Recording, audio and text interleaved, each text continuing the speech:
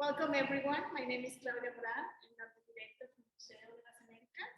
It is an honor tonight to have you all here to start, getting these celebrations, conversations, gatherings. Tonight we are presenting our program ConnectArte. ConnectArte is a program that was designed for the exhibition, specifically for artists and curators. So the goal for this program at Museo is to get these behind-the-scene conversations with the curators and the artists. And tonight, Judy and Jude are going to direct the conversation. And we'll have some artists invited to come to the table and to share your story. We want to hear about your work. We want to hear about how this exhibition is being, the impact that the exhibition will have either on your work or is part of your process or is part of your presentation. What is the involvement that you have in the exhibition? So thank you everyone that is on our virtual here screen. I want to thank AARP for their support for this virtual program. So thanks to them, we are able to get to your home from Museo. And we want to thank AARP for this sponsoring and virtual program. I also want to name the sponsors that we that supported this exhibition and the programs for the exhibition. So I'm going to specifically talk about Ted Engelman, who's going to be participating, Patricia Varela Rivera, Cecilia Broder, and Eduardo Ortega. Thank you so much for your contribution, as well as Alpine Bank, Colorado Creative Industries, Picture Woods, National Endowment of the Arts, First Bank, and AARP as our virtual sponsors. Thank you so much for coming. I will have some recommendations when in the first, when you come to the table, we'll have some tables adding to this main central space, and so we will have more tables so you can have these conversations without masks, because if we have the mask, it's not going to be able, no one is going to be listening on the other side. So we need to speak very loud. We'll have a microphone that I have right now with me, but the microphone will go to the table. And then I also want to talk a little bit about what's the program looking like. So in for the first 10 to 15 minutes, Judy is going to introduce us to the award process and the winners. So the show, had judges, and they came to basically be inspired for your work and select 3 pieces that were the awards that we will be presenting tonight. And then in the second part, we'll be having the conversation with the curators and the artists. So thank you all so much for coming, and thank you for being here. And then we just turn.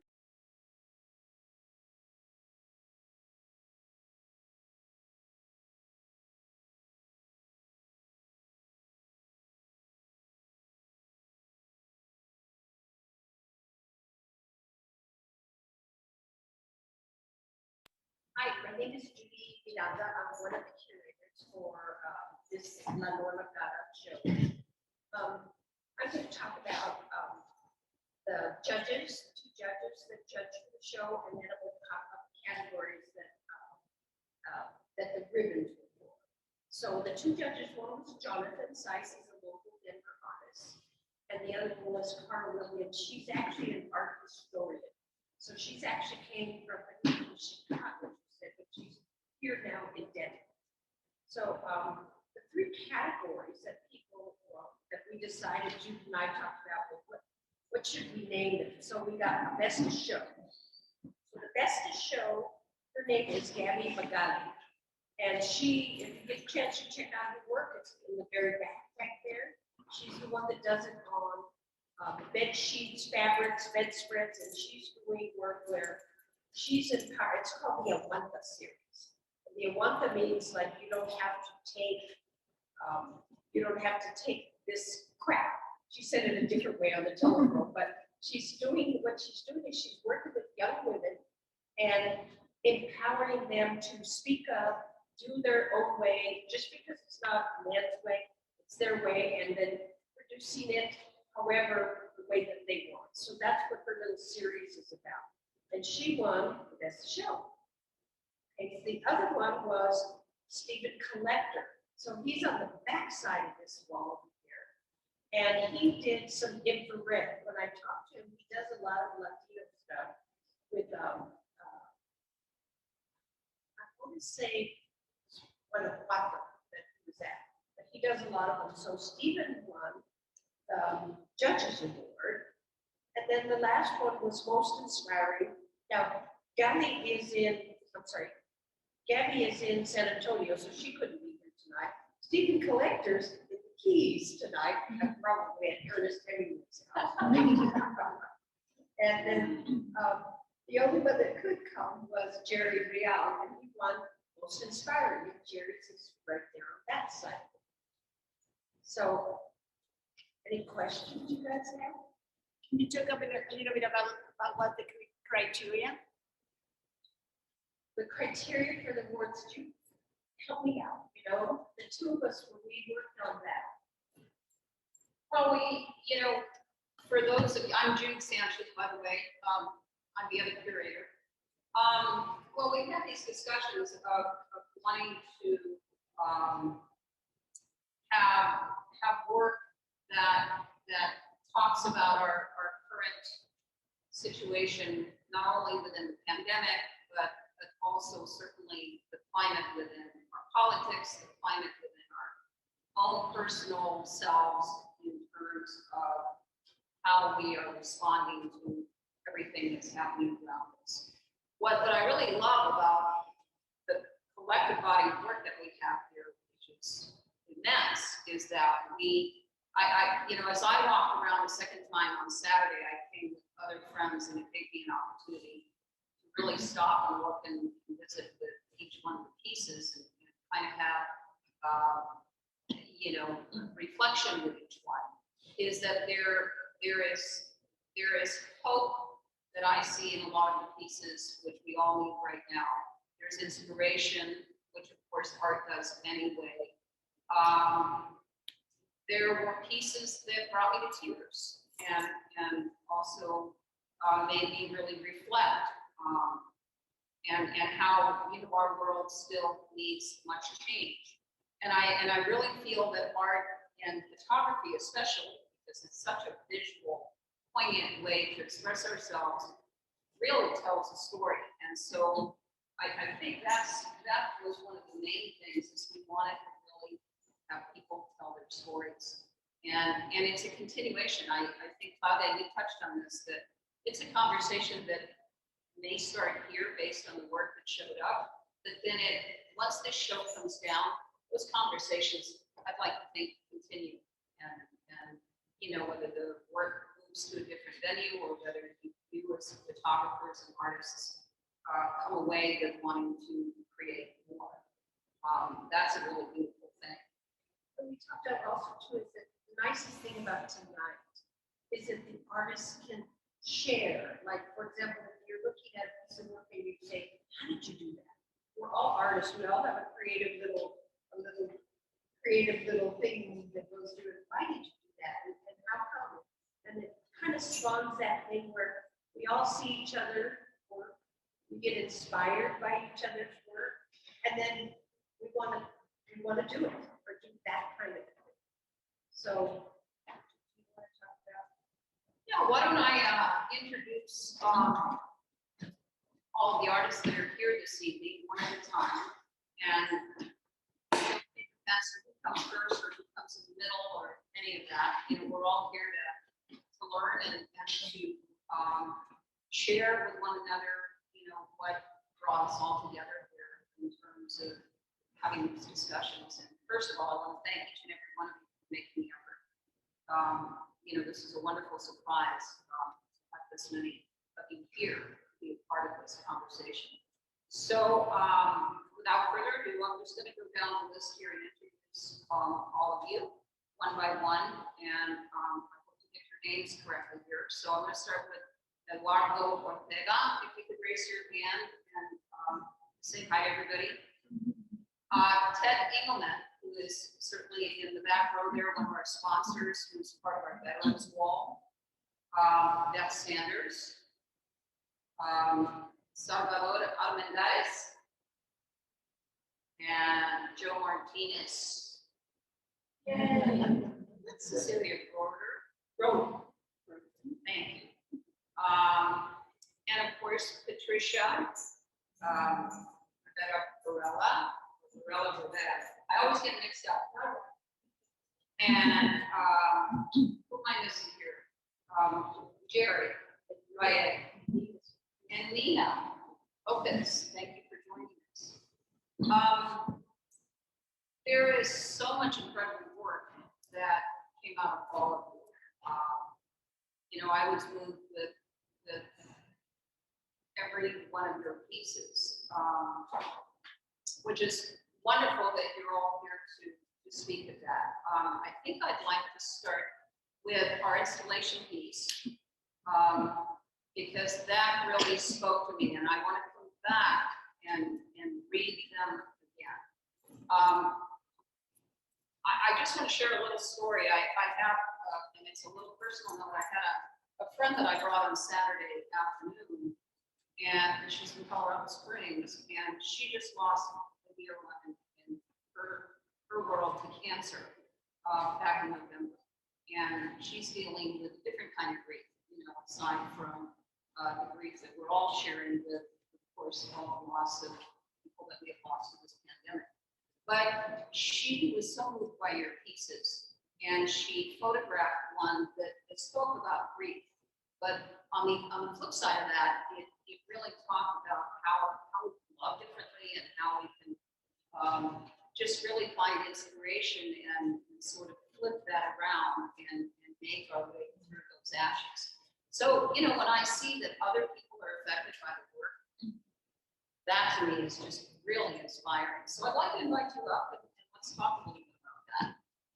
Well, Cecilia comes up, just a little look now in her piece. She's got the installation on the side.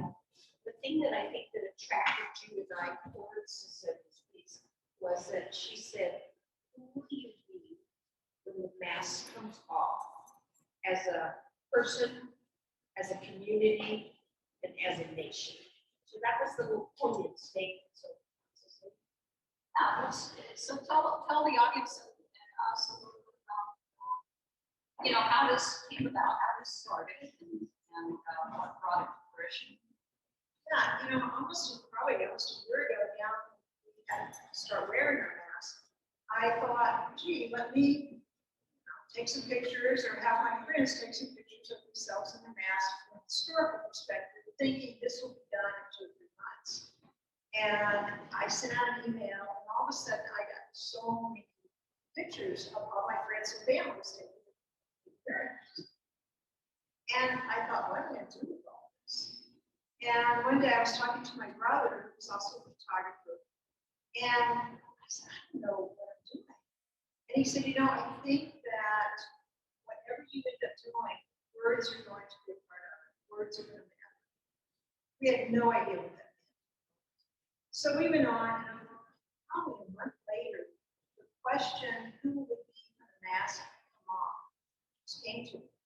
And it stayed with me. It would never go away. And then I added, Judy said, I started to say, who will we be when the mask come off as an individual, as a community, as a nation, as the world? And then I thought, let me see if folks will answer that question or will come and participate. When I sent out my email to them all, it dawned on me, I thought, this is not my project. This is their project. I am just simply putting it together for them. And they just, there's almost 60 people responded. And I started putting it together, and I thought, now what am I going to do with this? And so fortunate that these folks, wonderful people sitting next to me, said, hey, we're going to do a show at the Museo, would you come and join us? And it was just perfect timing. Judy helped her figure out many things in an installation because I had done it before, and it's quite interesting.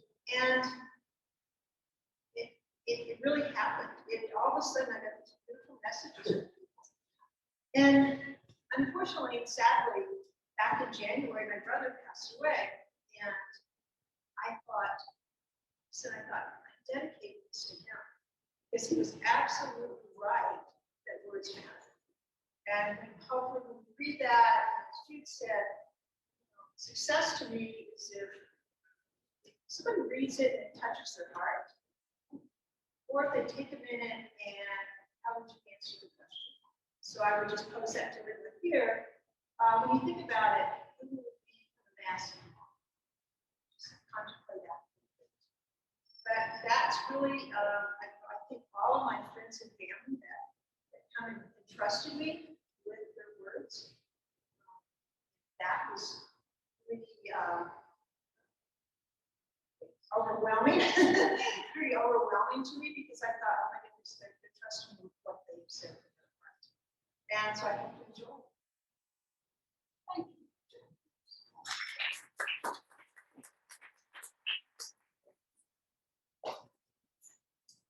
So Cecilia said something that struck with me, words matter. I find that's a very strong statement within itself. And certainly when we are doing photography and having to title our work, words matter. And oftentimes those titles, can really speak to the work. In fact, it's almost necessary to have that be a part of it as a way to start those conversations and to really have people reflect on the work and understand what is behind the work. And as an example of that would be perhaps John Bonnet's work. As you come in, those large pieces that are still lifes, you come in and you look at them and you really have to stop and take your time with them because they're awfully busy. But once you start to read the meaning behind the work, then you kind of put it all together. I also felt that way with Beth's work, Beth Sanders. When Judy and I were here getting ready to start to sort of lay out the show and make decisions as to where things were going to get hung and in what order and so forth. When I came upon Beth's work and I'm unwrapping them, I was sort of looking at them as individual pieces. And then as I laid them all out, I realized that there was a whole story within the whole body of work. And so I'd really like for you to take some time and come up and talk a little bit about that. And this is Beth Sanders, everyone. I know, gosh, Beth, you and I have known each other a while. We ran in picture framing circles in the Boulder, Lafayette, Louisville area. And Beth, correct me if I'm wrong, you do a lot of portraiture work and wedding photography and commercial work. And then there's the side of you that does this really incredible, compelling, just inspiring fine art photography.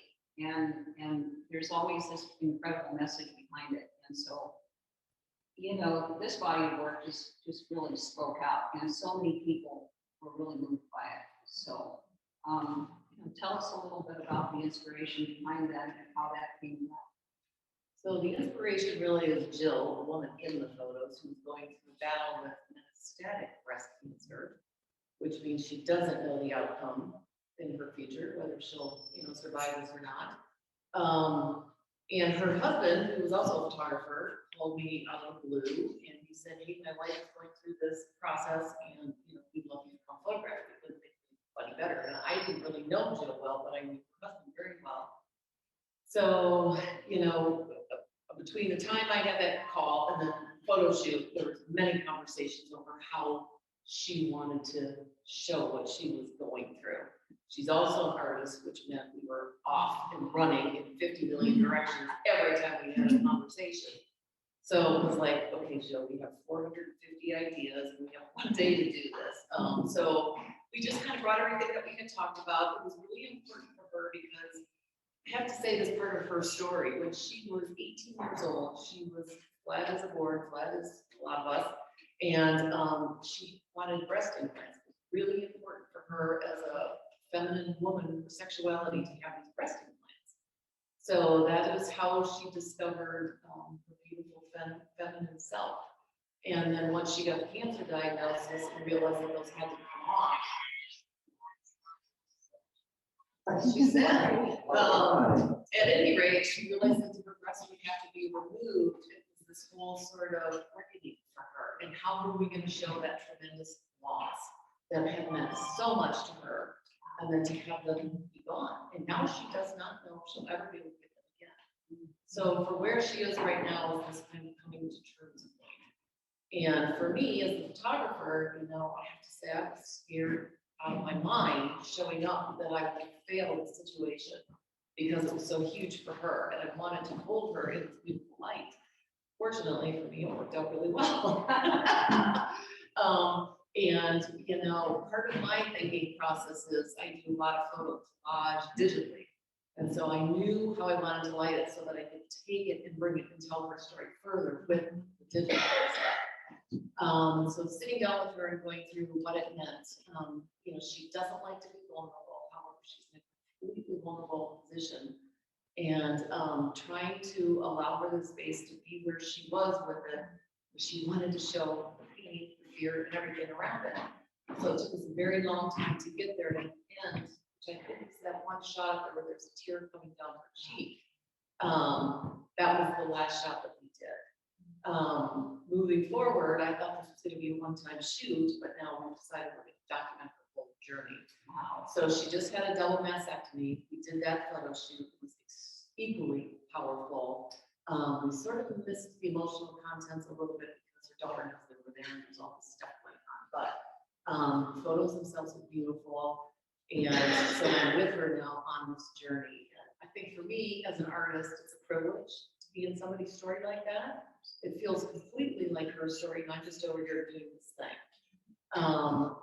But it has opened up a space in my mind that I don't have to simply be a portrait photographer. I can do this. So we're putting a website together that I can do this for other people, men and women who ever go through this scenario, and hopefully creating their story for them, because that's what it is. It is definitely for her. So that's where we are. What a beautiful way to have that continuum. Yeah. You know? Especially now with the loss of her breast, which was a big thing for her. You know, I keep trying to encourage her to do a beauty shoot because I want her to see how beautiful she is. And you know how that situation is, as you look at somebody, you get to know them, you don't see anything wrong with them. They see everything wrong with them. And so she isn't there yet, but I'm working on her, you know. I was working under that. Yeah, and that made a huge impression on her. I had a daughter that had the same kind of cancer, but she had twins. And so her and I had a great conversation about food. That's like food. Yeah. What do they need? Who do they need it to? You know, what are they for? You know, so we had a great conversation about that. And the same thing I told her, I said, you know, we're not valued by that. No, you know, you're still beautiful. Yeah, and she's just trying to find a space to see that in herself right now. She is. Wonderful. Thank you for sharing that. Yeah, it was a pleasure.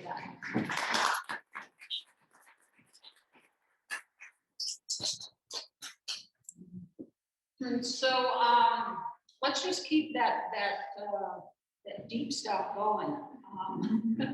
I'm gonna bring up Salgado because you know, we have been battling you know, the situation down south for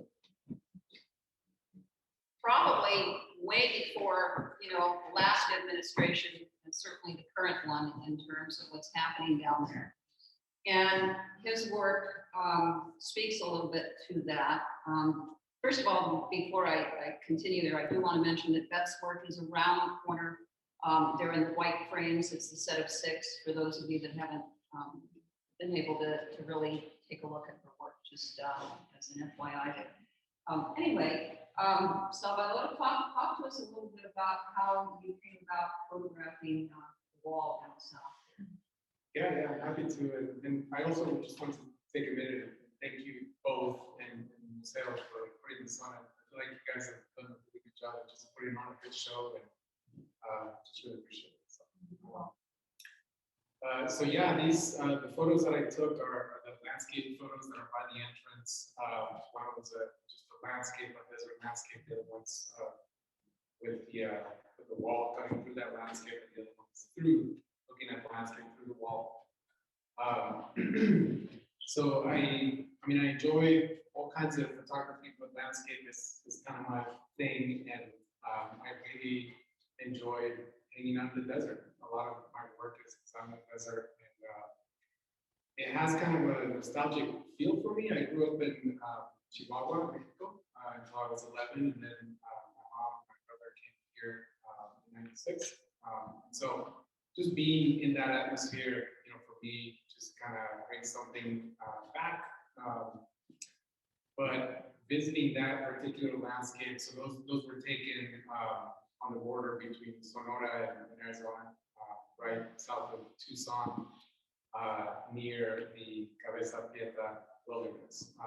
And so it's a part of the border that when I was there this last summer, they were just putting up the wall. So actually right next to that wall picture, there's nothing. I mean, you can just walk right through it, which is just ironic, but so, you know, but being in that landscape was just being aware of all of the awful things that have happened in that very same place, you know, was just really impactful. I did a little bit of research on that area and found that there is a humanitarian organization that actually has been keeping tabs on the number of bodies that have been found in that very area. And that's one of the titles of one of the images. It's, I mean, it's over 3,000 bodies found in that area, you know, from 1999 to 2019. So just in 20 years, I mean, that area's been there for ages. So you can just imagine. And by the way, that organization is called Curators. So I just wanted to, you know, put that name out there for people to support them. I think they're doing a good job there. There's angels too. Is there? Yeah. Jude and I did a show just progressing not too long ago, and there were every day they would go out with everybody had 4 gallons of water, 2 in the hand, 2 in the backpack, and then we'd go to the wall and leave water, gallons of water, and then put love letters. I hope you make it. Good luck. God bless you. Things like that. And one of the founders of the Desert Angels, they arrested him, took him to court, and he got off on the question that he put to them. He said, "Since when is it a crime to give humanitarian help? Since when?" So he got off. So they're still doing it. Yeah. But whoever volunteers, go to the desert, go to the wall, and you're right, some of the skeletons and things like that they see. And we had a lady friend of ours, she's a nun, Sister Alicia, she wrote all the messages in Spanish for our art show for the wall. I mean, imagine if you just, if you find that as you're walking through the way you feel. Yeah, someone knows you're trying to get through, knows your plight, knows what you want to do. That was so powerful. Yeah. That was very powerful. Yeah, so that's what this was. You know, the other thing I wanted to mention is I've never visited that landscape before until this last year. And I had read a book by Luis Alberto Urrea. He wrote a book called Devil's Highway, and it's a very well-written book about that same area, actually just miles from there. And it tells the story of a group of I think it was 26 migrants from Mexico, and the Border Patrol found them there in May 23rd of 2001. So that's one of the other titles of the photos. 14 of them were dead when they found them, and the other ones were in bad shape because they had been wandering around this 50-mile stretch of desert for like 4 days, you know, without water. I mean, so I mean, it would have been amazing if where ran into those water towers. But so you know that story was just like I read it from time to time, even though it's kind of morbid almost to do it, but it just kind of keeps me. It just reminds me that that stuff is happening right now. So that's what those photos are about. Wonderful. Just have to have eyes wide open.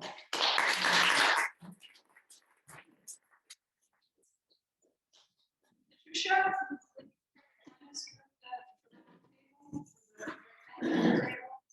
This is one of our sponsors. Welcome. I'm a newbie. We love newbies. Newbies are good because who knows what the next set of shots are going to be for you, right? That's right. So let's have that conversation. I know that we were really, recruiting so many people to come on board with the show and saying, we've got this show that we call Dahlia with, and we're excited about it, and we were just wanting to get everybody on board. And we ended up with an incredible, overwhelming amount of participants, and we just love it. It's wonderful. So share with us a little bit about what inspired you to take your pictures. Well, first of all, I want to thank both Jude and Judy. They're amazing, amazing women. I mean, not only are they great photographers, but they're painters, sculptures, they do woodwork, and they are just amazing. So I want to thank them for doing such a beautiful job. And Claudia, thank you for doing this for the community, because we need it. We really need it. And Judy and Jude have the vision to do that.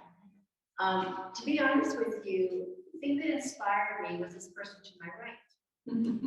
Because this person twisted my arm with It's this. a way of doing that. She does it all the time. And I have never done this, because this is the second show I've been in. And we're really good friends, so we talk quite a bit. She says, Patricia, you've got to do it. She says, I know you have it in you. I said, I am not a photographer. But I said, so she was my inspiration.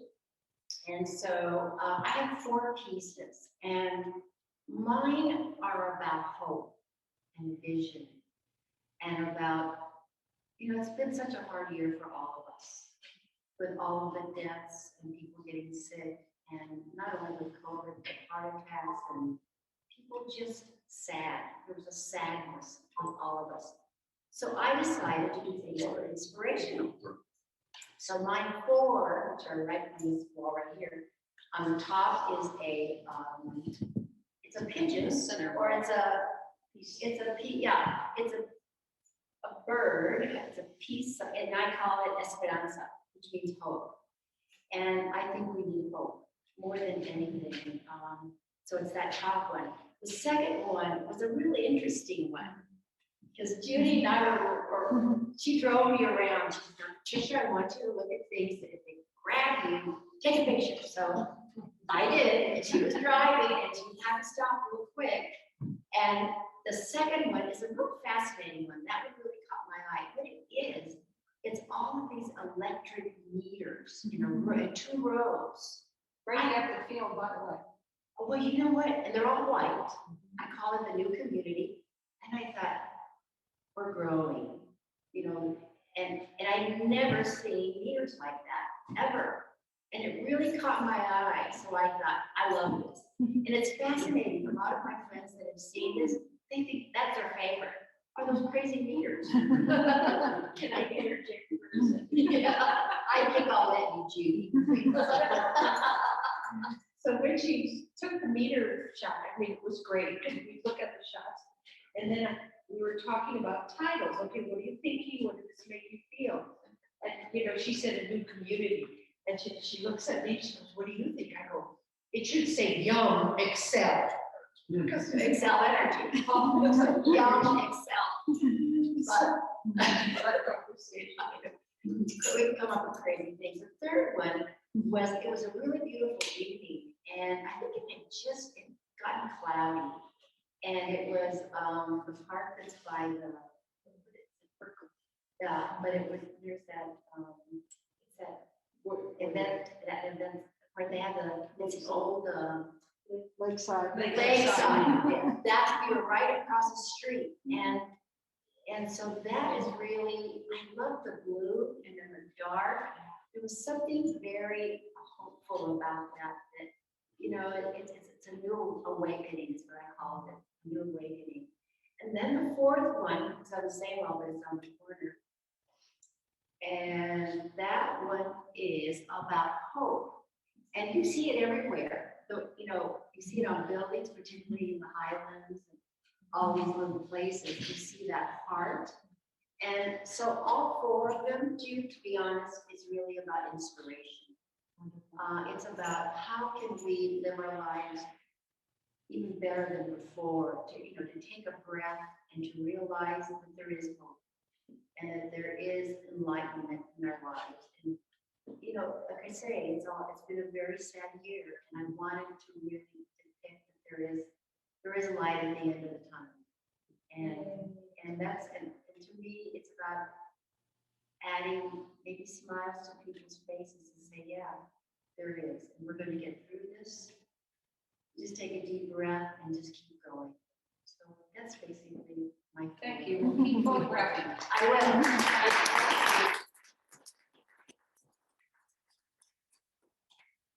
I'll bring up Ted Engelman next. You know, Ted and I also know each other from camera obscura days when I used to work over at Hal's gallery across the street from the Denver Art Museum.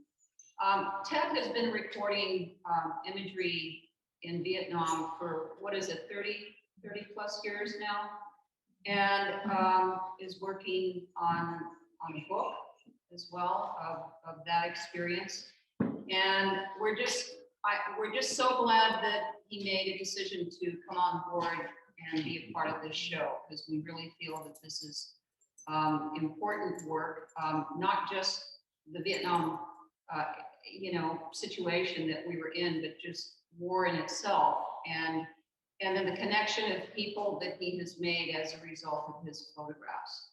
So Ted, would you come on up and speak to us a little bit about that for some time?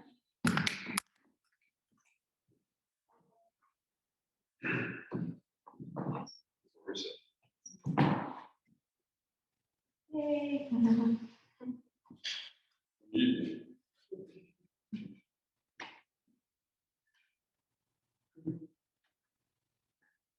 So what? About the body of work. Oh, the body of work. The body of work. The body of work. You didn't notice, but my arm is also pretty much broken, like when he was just in front of us, because of the lady to my right. She also grabbed a hold of it and Said, come on. twisted it.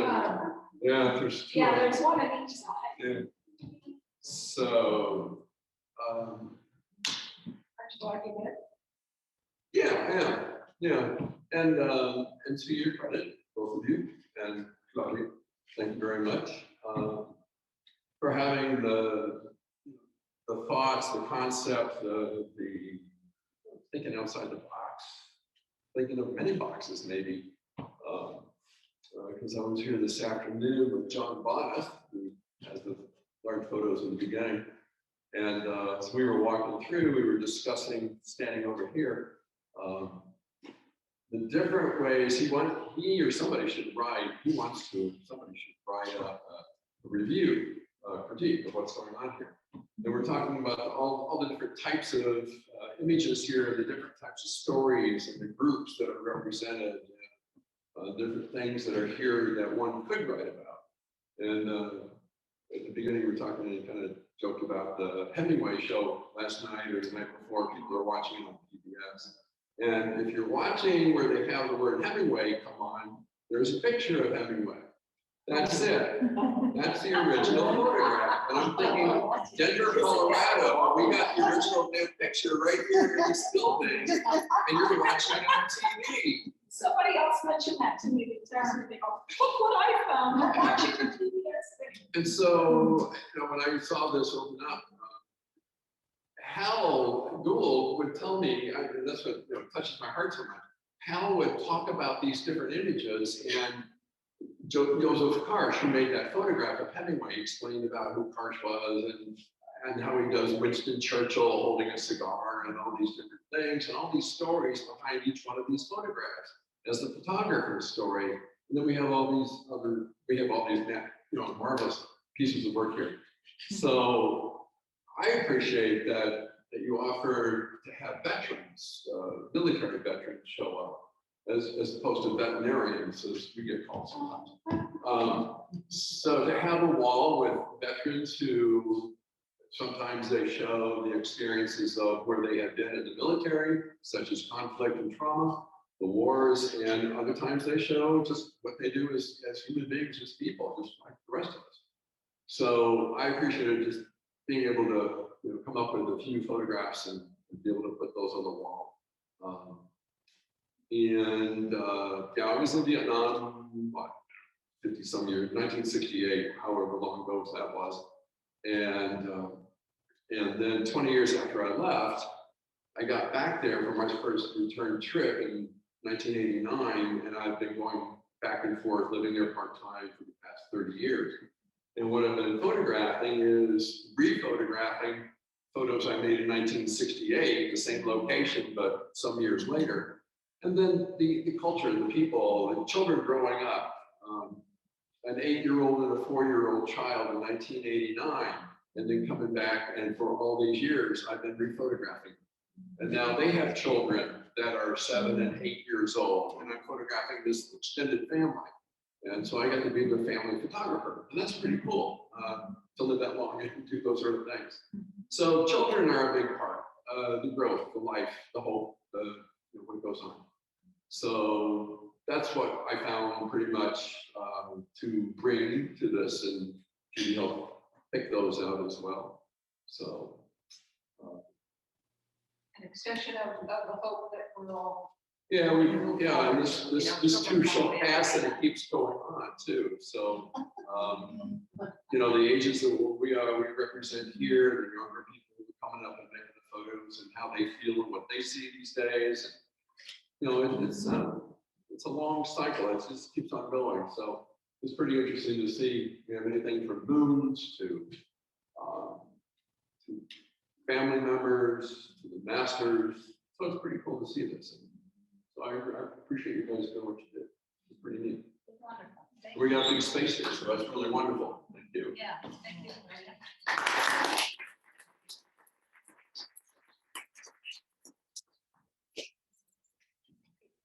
So, I'll introduce Jerry.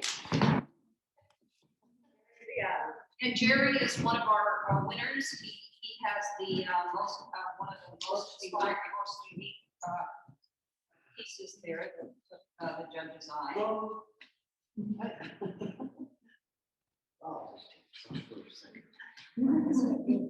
So I'm not sure what I can say about my artwork over there, other than for me,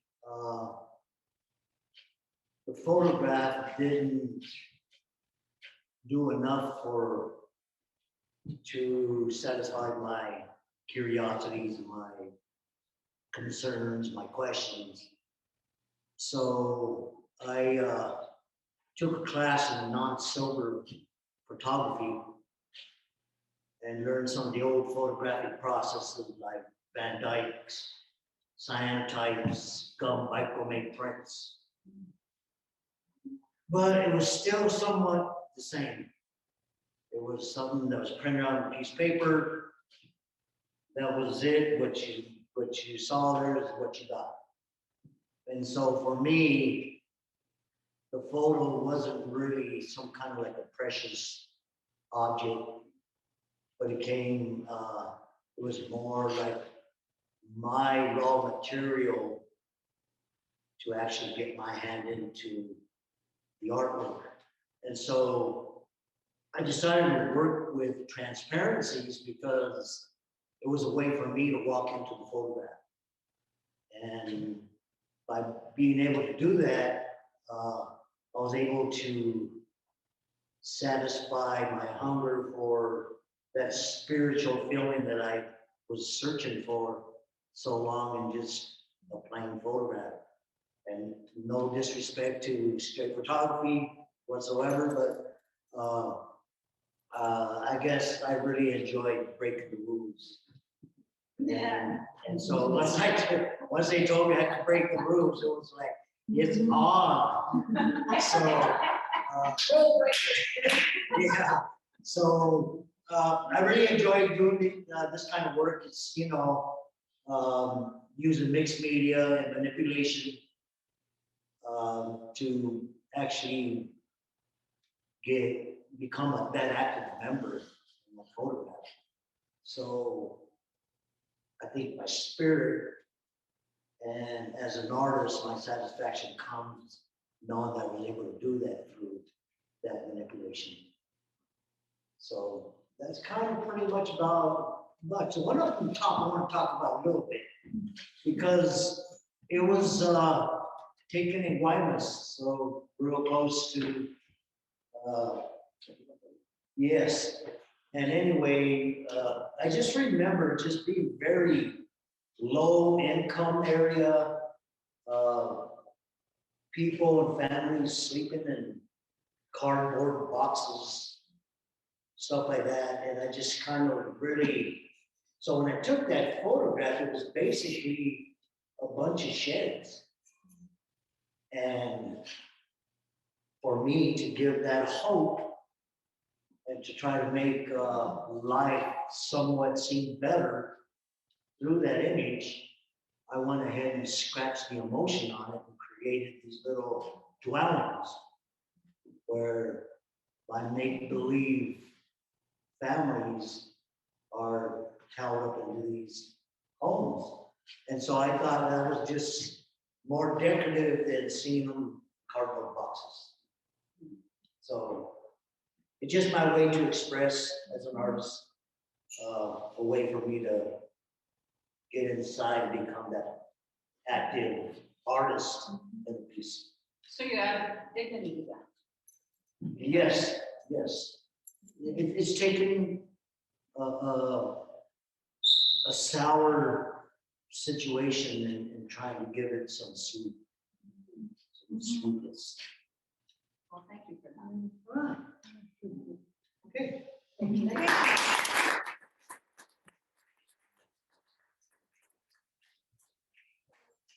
Next person I'd like to bring up Eduardo Ortega. Eduardo, will you come in? Sure. And Joe, you're next. I was just reading.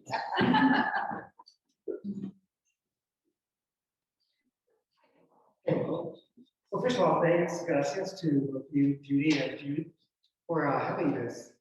And first of all, I want to say that I'm really humbled to be here amongst real professionals and people who have really learned how to hone the skill and be able to express it. It's kind of exciting to be in their midst. I too share, like Patricia and others, my arm is not quite broken, it's a little sore from this one here. Who has been a great inspiration for me on many levels. She's always pushing, but very gracious and very forgiving, but nonetheless pushing. So when she brought the idea of doing this, I thought, well, what do I know? But then I thought, what do I know about photography? Well, I have a wonderful husband who spent most of his professional life in photography. So he's drugged me to every major museum in Europe, around the world. I've learned about lighting, I've learned about color saturation, I've learned about perspective. So I feel like Whether you wanted to or not. I've learned something. And so as of late, he's volunteering with the poor of Denver. So that has been really interesting for me too. So that being said, I thought COVID. This last year has been truly surreal. So my thought was, what has COVID done? And I'm kind of fascinated with that. And so on my bike rides through town, I like to ride around cemeteries. It's a great peaceful place to go. And at Fairmont Cemetery, I would see many funerals where people would come in concentric circles because it can be around the casket. Families couldn't hug one another. I saw many funerals with maybe one or two people. And then I saw this one where the little tent was up, the fake grass was out, the chairs were out, and nobody came.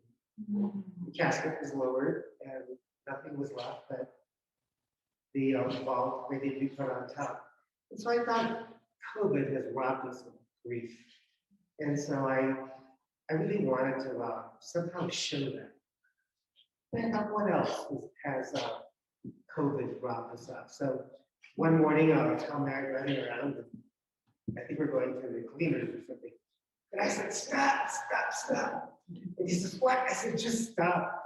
And there was this tent around Cherry Creek where people would put out outside of a restaurant. And I thought, gathering, you know, we would rob a gathering. So here's this tent with all these chairs and nobody's in it.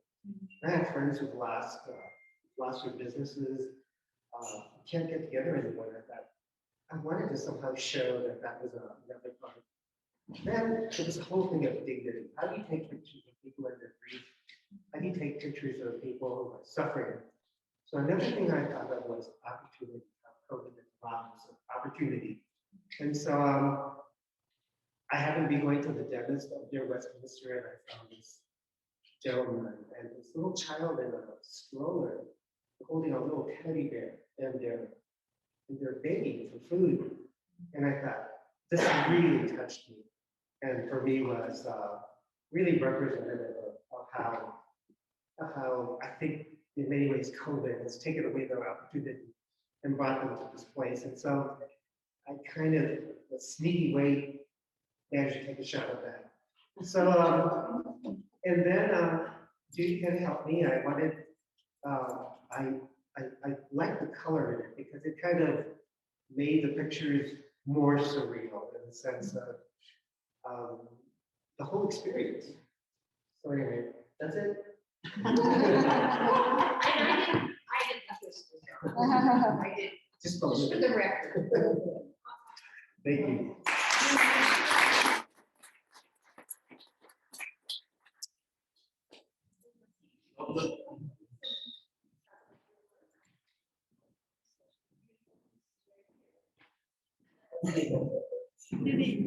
Judy,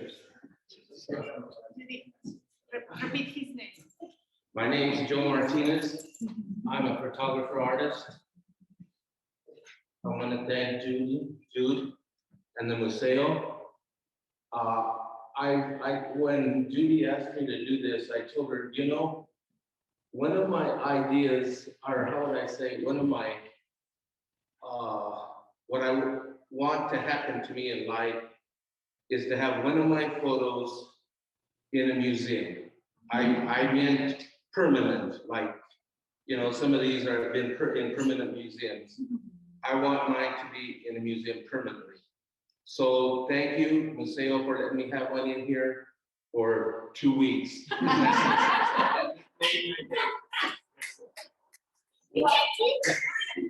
Oh, sorry, 3.5 weeks. Another thing that I want to say is on a sad note, this last week we lost a great Santerio, Jose Raul Escabel, one of the best one that I know of. He was a gentleman, he was a scholar, he could sculpt Santos like you never could. He was just a great man, and I just wanted to say we lost him this last week. So it's just a sad time.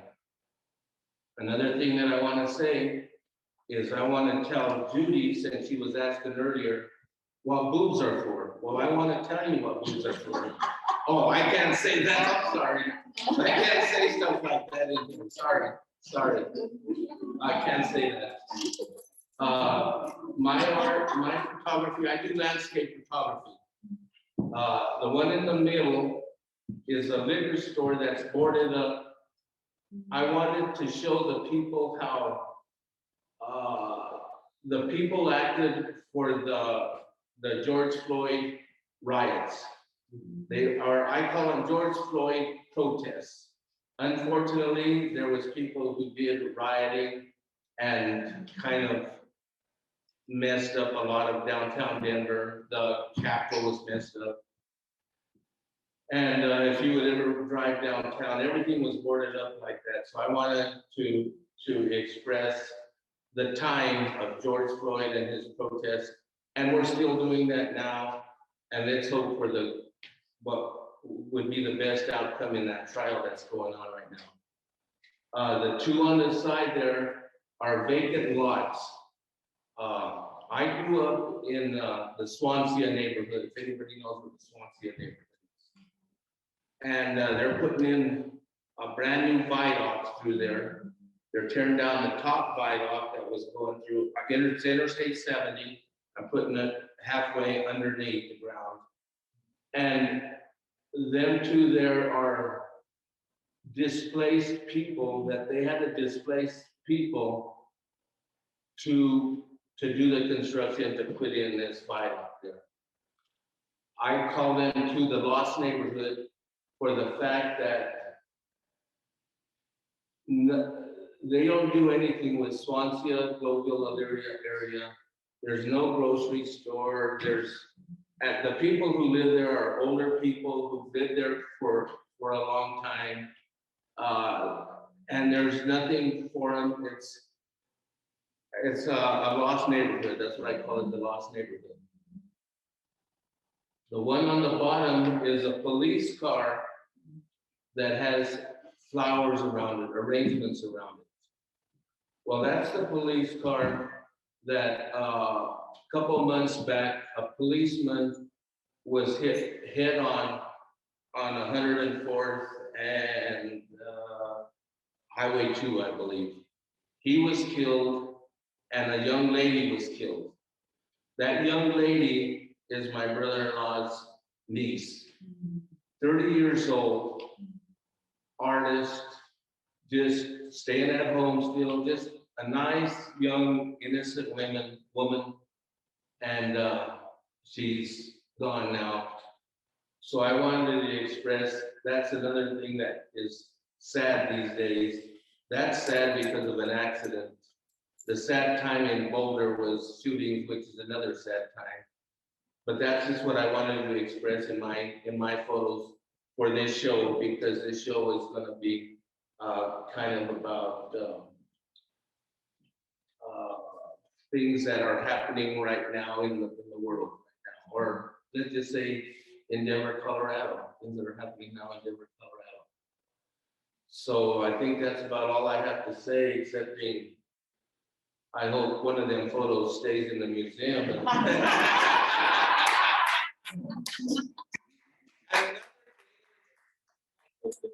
This side.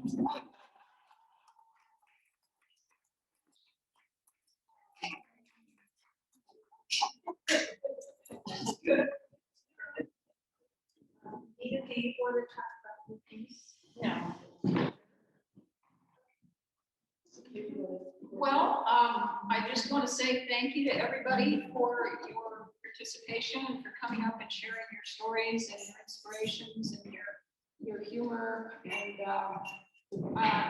and keep taking pictures, keep being inspired, keep sharing them with us, and we need it. We all get to walk out tonight with many wonderful thoughts of all of your stories and your inspirations and your techniques. I know I'm inspired, and as curators, we both are photographers ourselves, and I've never, this is the first time that I've participated in doing a curatorial job, but I've got to tell you, the experience has just been incredible and immense, and it's just an honor to share it with all of you. So thank you all for being a part of it and for bringing inspiration to me. I just want to add one thing. I didn't bring Amy on. I just started with there. I just suggested, and I brought Science Day up a lot of times and not a thing. You have to read mine. Or anyone else. Said, in a museum, could you tell me where else you're showing, in what museum that's not here in Denver? And they went, okay. Well, to bring photography to the museo was just such thank you for allowing us to have that conversation with you and being open to hearing our ideas. And, we had these big dreams, we wanted to bring in Leibowitz in as our judge and we, I think had we not come into this pandemic, we were headed towards that. So maybe that's another show down the road, or Ken Burns, or, just to have those shows just keep going. So thank you for paving the way for the museo to allow the photography to come in. I have to say, guys, thank you to everyone. I think that these, these short shows are specifically designed for the community. So we like to bring conversations, and we like to bring you here, and you own the space. Because what's the point of making this exhibition? It's for the community. It's for you to enjoy, it's for you to learn, it's for us to live here, share what we have to share with someone around us. And that's the main goal. I think I have to recognize that I was really surprised for the work that Jude did, mounting most of this, and Judy organizing everything. I mean, they did an outstanding work. They were very passionate. You should be very proud. You have mentioned that before. You were very proud.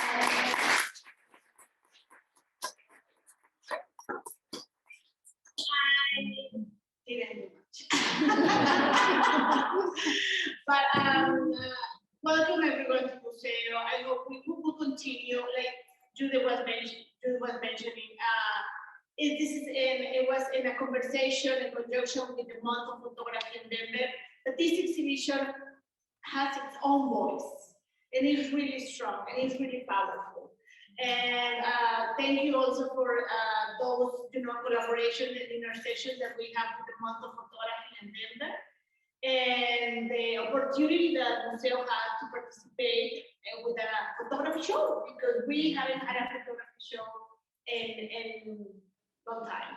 So thank you all. I wanna acknowledge also that this is happening just one more time because you made it happen.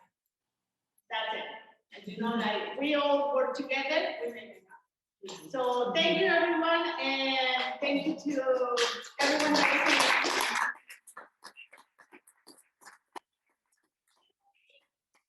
Close on the Saturday 17th. Please don't miss the show. You have one more week and opportunity to come enjoy and see all these wonderful pieces. Come and visit Museo. We are here waiting for you. Thank you so much.